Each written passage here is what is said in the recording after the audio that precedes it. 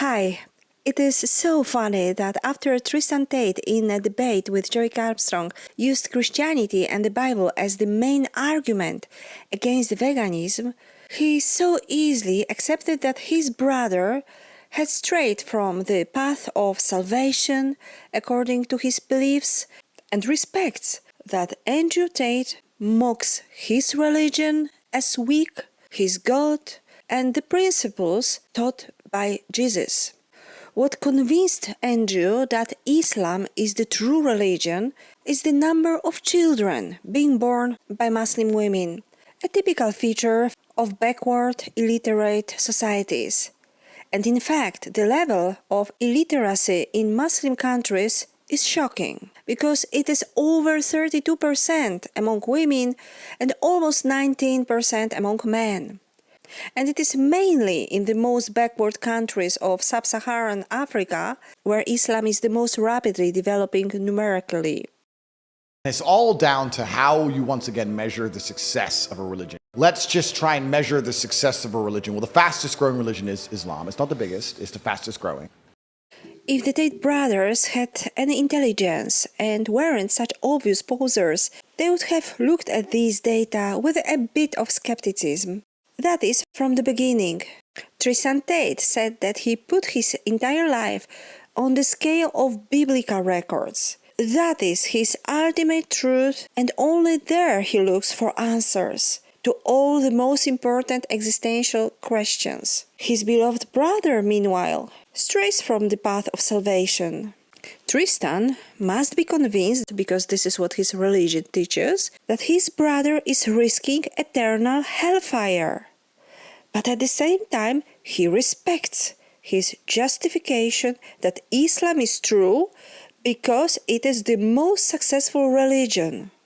At the same time, neither of the brothers has enough sense to wonder whether the illiterate people who will never read Quran are real Muslims or just figureheads, artificially increasing the stats.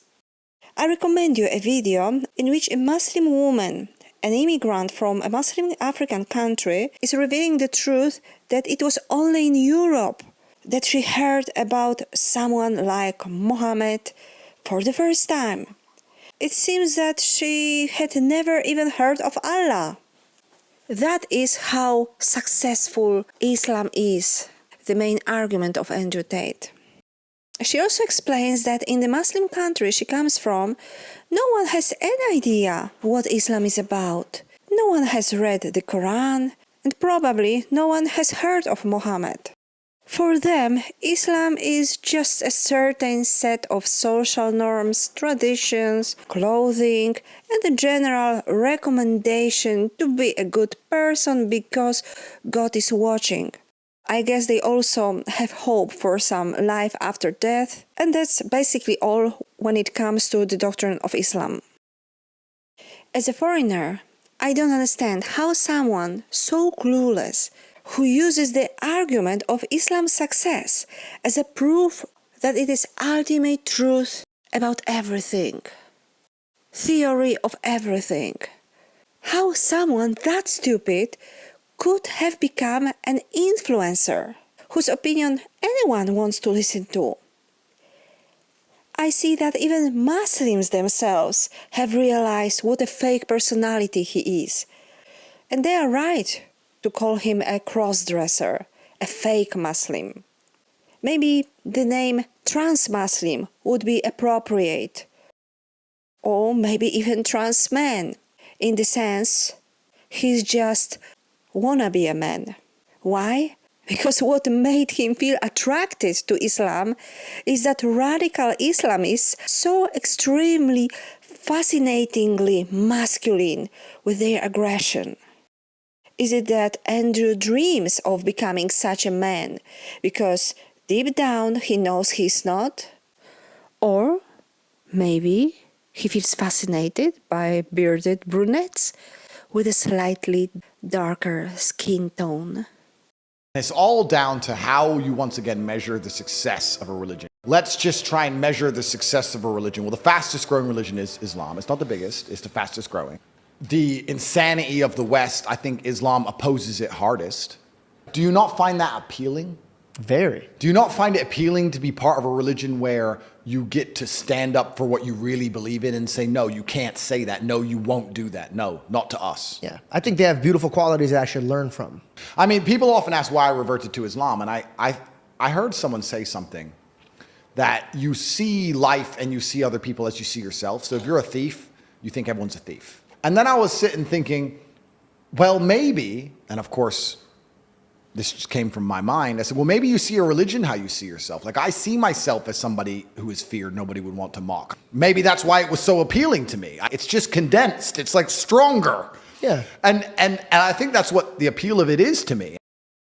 And what does his brother Tristan think about his fascination with brute force?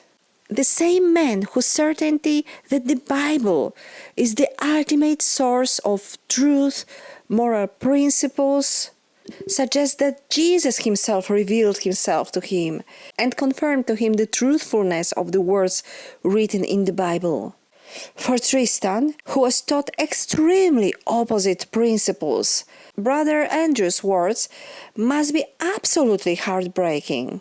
Let's read what moral principles and values Tristan Tate adheres to, and which he is absolutely sure are revealed by God.